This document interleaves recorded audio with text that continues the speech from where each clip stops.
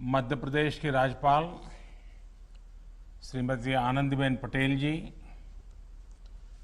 मध्य प्रदेश के मुख्यमंत्री श्रीमान शिवराज सिंह जी, केंद्रीय मंत्रिपरिषद के मेरे सहयोगी आर.के. सिंह जी, थावरचंद गहलोत जी, नरेंद्र सिंह तोमर जी, धर्मेंद्र प्रधान जी, प्रहलाद सिंह पटेल जी, मध्य प्रदेश मंत्रिमंडल के सदस्यगण, सांसद, विधायकगण और रीवा सहित पूरे मध्य प्रदेश के मेरे प्यारे भाइयों और बहनों, नमस्कार।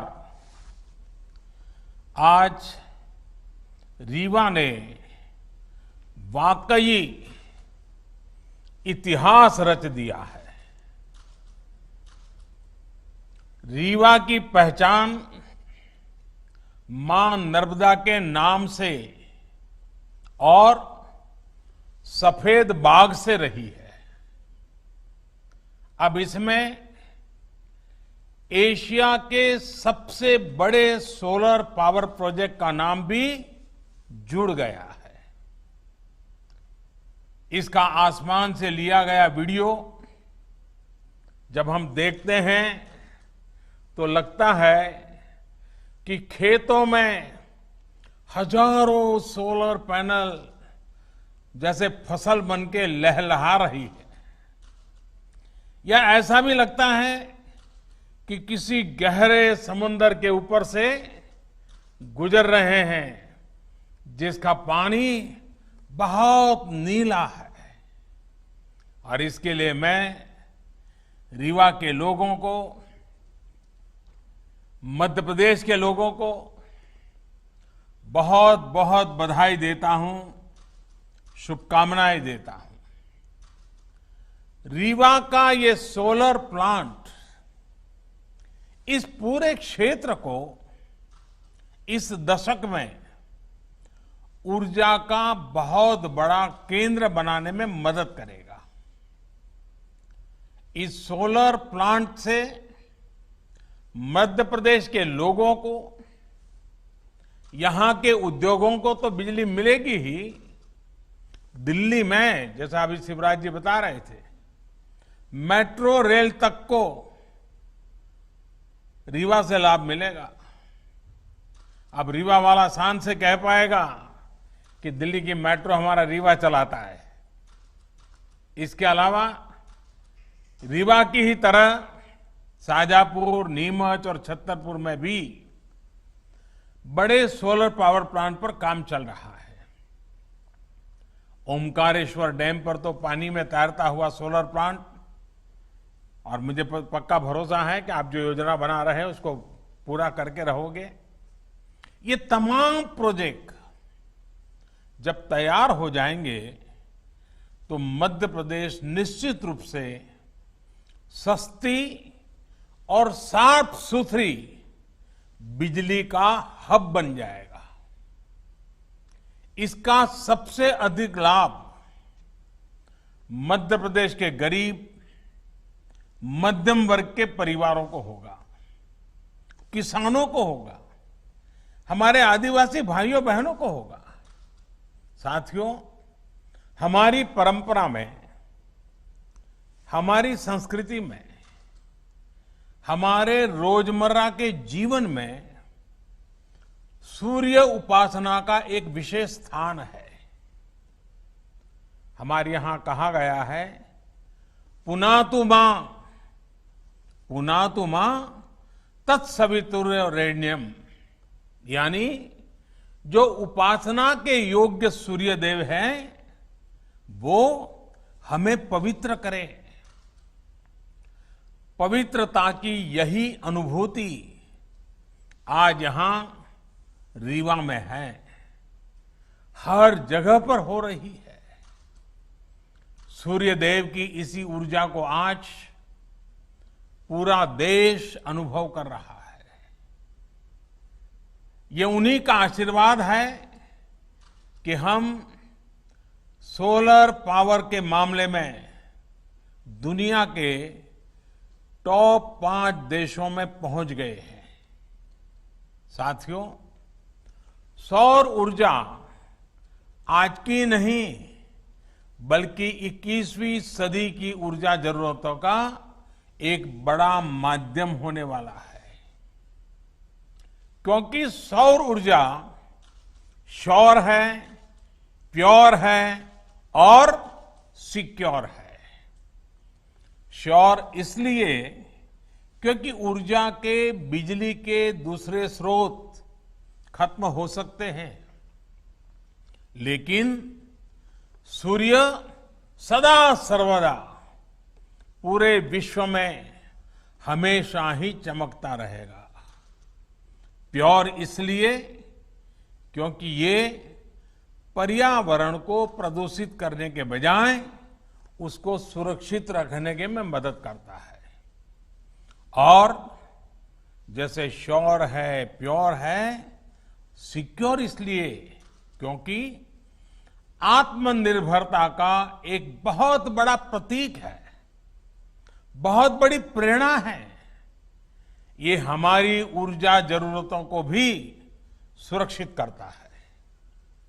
जैसे जैसे भारत विकास के नए शिखर की तरफ बढ़ रहा है, हमारी आशाएं, आकांक्षाएं भी बढ़ रही है और वैसे वैसे हमारी ऊर्जा की, बिजली की जरूरतें भी बढ़ रही है। ऐसे में आत्मनिर्भर भारत के लिए बिजली की आत्मनिर्भरता बहुत आवश्यक है। इसमें सौर ऊर्जा एक बहुत बड़ी भूमिका निभाने वाली है और हमारे प्रयास भारत की इसी ताकत को विस्तार देने के हैं। साथियों, जब हम आत्मनिर्भरता की बात करते हैं, प्रगति की बात करते हैं, तो इकोनॉमी उसका एक अहम पक्ष होता है। पूरी दुनिया के नीति निर्माता बरसों से दुविधा में है कि इकोनॉमी की सोचे या एनवायरमेंट की सोचे। इसी ऊहापोह में फैसले कहीं एक पक्ष में लिए जाते हैं और कहीं दूसरे पक्ष में लिए जाते हैं। लेकिन भारत ने ये दिखाया है कि ये दोनों एक दूसरे के विरोधी नहीं है, बल्कि एक दूसरे के सहयोगी हैं। स्वच्छ भारत अभियान हो, हर परिवार को एलपीजी और पीएनजी का साफ सुथरा ईंधन से जोड़ने का अभियान हो, पूरे देश में सीएनजी आधारित वाहन व्यवस्था, इसके लिए बड़ा नेटवर्क बनाने का काम हो, देश में बिजली आधारित परिवहन के लिए नए नए रिसर्च होने वाले हैं, कुछ प्रयास होने वाले हैं। ऐसे अनेक प्रयास देश में सामान्य मानवीय के जीवन को बेहतर और एनवायरमेंट फ्रेंडली बनाने के लिए लगातार किए जा रहे हैं। भारत के लिए इकोनॉमी और एनवायरमेंट दो अलग अलग पक्ष नहीं हैं, बल्कि एक दूसरे के पूरक पक्ष हैं। साथियों, आज आप देखेंगे कि सरकार के जितने भी कार्यक्रम हैं, उनमें पर्यावरण सुरक्षा और ईज ऑफ लिविंग को प्राथमिकता दी जा रही है। हमारे लिए पर्यावरण की सुरक्षा सिर्फ कुछ प्रोजेक्ट्स तक सीमित नहीं है, बल्कि ये वे ऑफ लाइफ है। जब हम रिन्यूएबल एनर्जी के बड़े प्रोजेक्ट लॉन्च कर रहे हैं, तब हम ये भी सुनिश्चित कर रहे हैं कि साफ सुथरी ऊर्जा के प्रति हमारा संकल्प जीवन के हर पहलू में दिखे। हम कोशिश कर रहे हैं कि इसका लाभ देश के हर कोने, समाज के हर वर्ग, हर नागरिक तक पहुंचे। मैं आपको एक छोटा सा उदाहरण देता हूं। साथियों, बीते 6 साल में लगभग 36 करोड़, ये आंकड़ा बहुत बड़ा है, 36 करोड़ एलईडी बल्ब्स पूरे देश में वितरित किए जा चुके हैं। 1 करोड़ से ज्यादा एलईडी बल्ब देश भर में स्ट्रीट लाइट्स में लगाए गए हैं। और सुनने में तो ये बहुत सामान्य बात लगती है। ऐसा इसलिए लगता है क्योंकि सामान्य तौर पर जब कोई सुविधा हमको मिलती है, हम उसके आदी हो जाते हैं, तो उसके इम्पैक्ट की या उसके होने या न होने की हमें कुछ महसूस ही नहीं होता। हम ज्यादा चर्चा भी नहीं करते। इस प्रकार की चर्चा तभी होती है जब वो चीज हमारे पास नहीं होती है। साथियों, ये छोटा सा दुधिया एलईडी बल्ब जब नहीं था तो इसकी जरूरत अनुभव होती थी, लेकिन उस समय कीमत पहुंच से बाहर थी, बिकता भी नहीं था, लोग खरीदते भी नहीं थे, बनाने वाले भी आगे नहीं आते थे। तो 6 साल में क्या हुआ? कौन सा बदलाव आया? एलईडी बल्ब की कीमत उस समय जो थी उससे आज 10 गुना घट गई है। यानी अगर उस समय 400 रुपया थी तो आज 40 रुपया हो गई। अगर 300 थी तो 30 रुपया हो गई। अनेक कंपनियों के बल्ब, इसके बीच में मैन्युफैक्चरर्स में स्पर्धा हो गई, बल्ब बाजार में आ गए, दाम घटते गए और जो काम पहले 100-200 वाट के बल्ब करते थे वो अब 9 या 10 वाट के बल्ब करने लगे हैं। उतना ही उजाला दे रहे हैं। घरों और गलियों में एलईडी लगाने भर से ही हर साल करीब 600 अरब यूनिट बिजली, 600 अरब यूनिट बिजली, इसकी खपत कम हो रही है, बिजली की बचत हो रही है और लोगों को रोशनी भी अच्छी मिल रही है। इतना ही नहीं, हर साल लगभग 24,000 करोड़ रुपए की बचत हमारे देश के खास करके मध्यम वर्ग के परिवार के जेब में बचते हैं। हर वर्ष 24,000 करोड़ रुपए। ये बचत छोटी नहीं है। मध्यम वर्ग, निम्न मध्यम वर्ग के जीवन में तो इसके कारण बहुत नई एक रोशनी पैदा हो जाती है। यानी एलईडी बल्ब से बिजली का बिल कम हुआ है। इसका एक और महत्वपूर्ण पहलू है, एलईडी बल्ब से करीब 4.5 करोड़ टन कम कार्बन डाइऑक्साइड पर्यावरण में जाने से रुक रही है। यानी प्रदूषण कम हो रहा है। साथियों, बिजली हर किसी तक पहुंचे, पर्याप्त बिजली पहुंचे, हमारा वातावरण, हमारी हवा, हमारा पानी भी शुद्ध बना रहे, इसी सोच के साथ हम निरंतर काम कर रहे हैं। यही सोच सौर ऊर्जा को लेकर हमारी नीति और रणनीति में भी स्पष्ट झलकती है। आप सोचिए, साल 2014 में सोलर पावर की कीमत 7-8 रुपये प्रति यूनिट हुआ करती थी और जैसे शिवराज जी ने बताया उसके पहले तो और ज्यादा थी।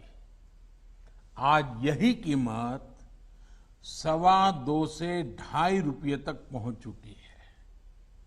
इसका बहुत बड़ा लाभ उद्योगों को मिल रहा है, रोजगार निर्माण में मिल रहा है, देशवासियों को मिल रहा है। देश ही नहीं, पूरी दुनिया में इसकी चर्चा है कि भारत में सोलर पावर इतनी सस्ती कैसे है। जिस तरह से भारत में सोलर पावर पर काम हो रहा है, ये चर्चा लगातार होने वाली है, चर्चा बढ़ने वाली है और लोग भारत से सीखने का प्रयास भी करने वाले हैं। ऐसे ही बड़े कदमों के कारण भारत को क्लीन एनर्जी का सबसे अट्रैक्टिव मार्केट माना जा रहा है। आज जब रिन्यूएबल एनर्जी की तरफ ट्रांजिशन को लेकर दुनिया में चर्चा होती है तो इसमें भारत को मॉडल के रूप में देखा जाता है। साथियों, दुनिया की, समग्र मानवता की भारत से इसी आशा, इसी अपेक्षा को देखते हुए हम पूरे विश्व को जोड़ने में जुटे हुए हैं। इसी सोच का परिणाम आईसा यानी इंटरनेशनल सोलर अलायंस, आईसा, इसका हमने निर्माण किया है। वन वर्ल्ड, वन सन, वन ग्रिड के पीछे की यही भावना है। ये सौर ऊर्जा के बेहतर उत्पादन और उपयोग को लेकर एक पूरी दुनिया को इकट्ठा करने का प्रयास है ताकि हमारी धरती के सामने खड़ा बड़ा संकट भी कम हो सके और छोटे से छोटे, गरीब से गरीब देश की बेहतर बिजली की जरूरतें भी पूरी हो सके। साथियों, एक प्रकार से सौर ऊर्जा ने आम ग्राहकों को उत्पादक भी बना दिया है। पूरी तरह से बिजली के बटन पर कंट्रोल सामान्य नागरिक को दे दिया है। बिजली पैदा करने वाले बाकी माध्यमों में सामान्य जन की भागीदारी ना के बराबर रहती है, लेकिन सौर ऊर्जा में तो चाहे घर की छत हो, दफ्तर या कारखाने की छत हो, कहीं पर भी थोड़ा स्पेस हो, इसमें सामान्य जन की अपनी आवश्यकता की बिजली पैदा वो कर सकता है और इसके लिए सरकार व्यापक प्रोत्साहन भी दे रही है, मदद भी कर रही है। बिजली उत्पादन में आत्मनिर्भरता के इस अभियान में अब हमारा किसान, हमारा अन्नदाता भी जुड़ रहा है। अन्नदाता ऊर्जादाता भी बन सकता है। साथियों, हमारा किसान आज इतना सक्षम है, इतना संसाधन संपन्न है कि आज वो एक नहीं, दो तरह के प्लांट से देश की मदद कर रहा है। एक प्लांट तो वो है जिनसे पारंपरिक खेती होती है और जो सदियों से करता आया है और हम सभी को अन्न मिलता है, भोजन मिलता है। किसान हमें भूखा नहीं रहने देता है, उसके लिए वो पसीना बहाता है। लेकिन अब दूसरे तरह की भी प्लांट भी हमारे किसान के लिए अवसर बनाकर के उसके खेत में दस्तक दे रहा है और जिससे खेत की आवश्यकता, घरों की आवश्यकता, वहां तक बिजली पहुंच भी सकती है। जो पहला प्लांट है, जो पारंपरिक खेती है, वो हमारा किसान ऐसी जमीन पर लगाता है जो उपजाऊ होती है। लेकिन ये जो दूसरा सोलर एनर्जी प्लांट है, ये ऐसी जमीन पर भी लगेगा जो जमीन उपजाऊ नहीं है, पानी नहीं है, फसल के लिहाज से वो जमीन अच्छी नहीं है। यानी कि किसान की वो जमीन जहां फसल उगाने में बहुत खर्चा हो जाता है और कोई गारंटी नहीं होती है, अगर बारिश थोड़ी ऊपर नीचे हो जाए तो सब बर्बाद हो जाता है, उस जमीन का उपयोग भी होगा, उससे भी किसान की आमदनी बढ़ सकती है। कुसुम योजना के माध्यम से आज किसानों को अतिरिक्त जमीन पर ऐसे सोलर प्लांट लगाने में मदद करने की योजना काम कर रही है। खेतों में ही जो सोलर बिजली पैदा होगी, इससे हमारे किसान अपनी जरूरतें भी पूरी कर पाएंगे और अतिरिक्त बिजली को बेच भी सकेंगे। मुझे पूरा विश्वास है कि मध्य प्रदेश के किसान साथी भी अतिरिक्त आय के इस साधन को अपनाने और भारत को पावर एक्सपोर्टर, ऊर्जा निर्यातक बनाने के इस व्यापक अभियान को जरूर सफल बनाएंगे। ये विश्वास इसलिए अधिक है क्योंकि मध्य प्रदेश के किसानों ने संकल्प को सिद्धि में बदल करके दिखाया है। आपने जो काम किया है वो हर किसी के लिए प्रेरणा का कारण बना हुआ है। जिस प्रकार आपने गेहूं उत्पादन के मामले रिकॉर्ड बनाया, दूसरों को पीछे छोड़ दिया, वो प्रशंसनीय है। कोरोना के इस मुश्किल समय में किसानों ने जो रिकॉर्ड तोड़ उत्पादन किया, मध्य प्रदेश की सरकार ने रिकॉर्ड तोड़ खरीद की, उसके लिए भी आप प्रशंसा के पात्र हैं।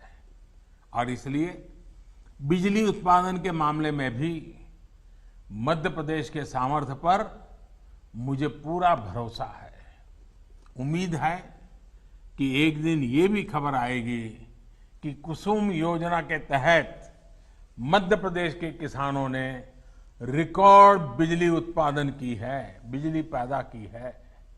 भाइयों और बहनों, सोलर पावर की ताकत को हम तब तक पूरी तरह से उपयोग नहीं कर पाएंगे जब तक हमारे पास देश में ही बेहतर सोलर पैनल, बेहतर बैटरी, उत्तम क्वालिटी की स्टोरेज, उसकी कैपेसिटी का निर्माण ना हो।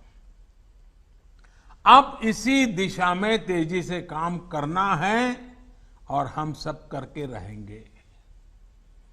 आत्मनिर्भर भारत अभियान के तहत अब देश का लक्ष्य है कि सोलर पैनल सहित तमाम उपकरणों के लिए हम आयात पर अपनी निर्भरता को खत्म करें।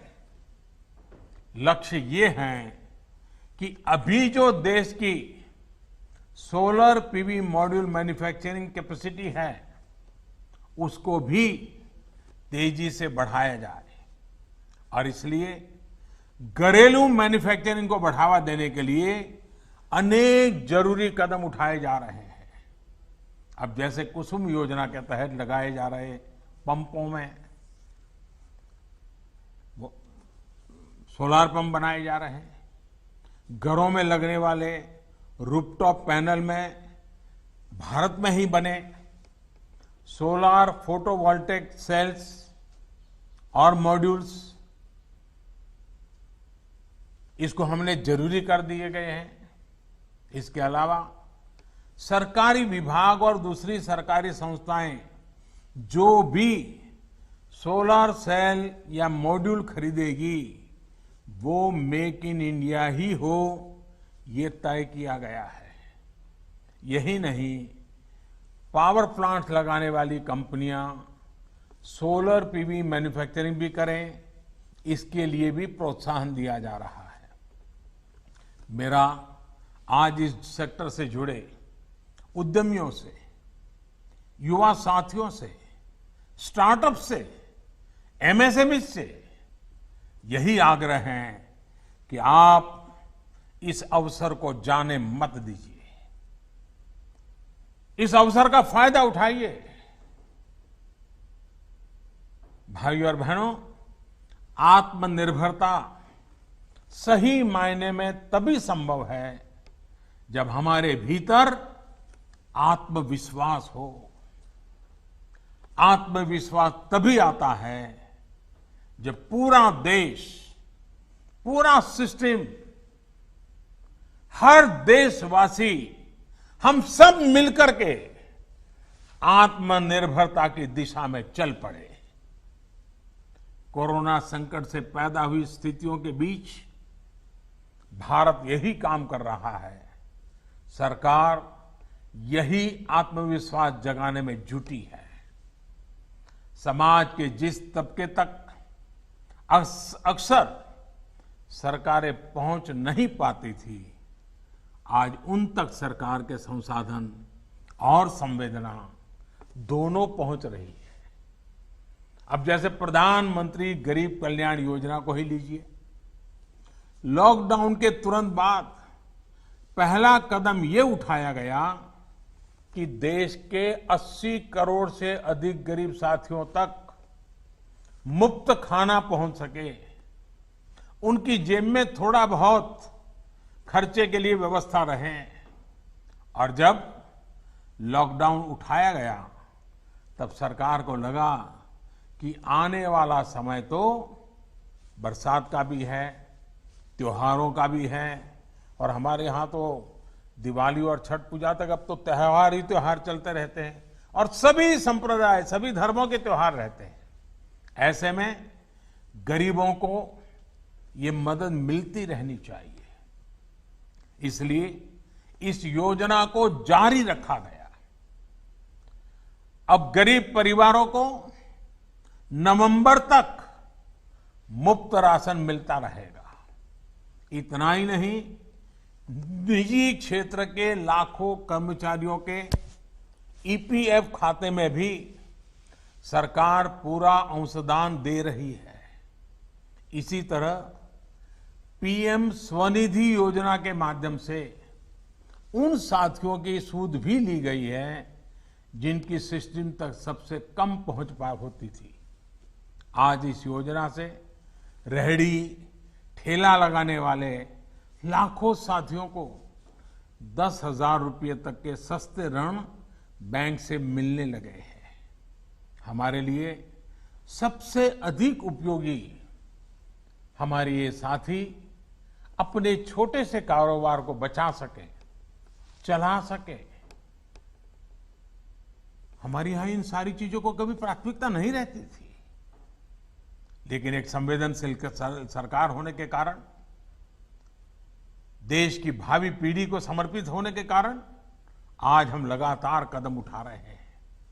यानी एक तरफ छोटे, लघु, कुटीर उद्योगों और बड़े उद्योगों के बारे में सोचा गया, तो दूसरी तरफ इन छोटे लेकिन उपयोगी कारोबारियों की भी चिंता की गई।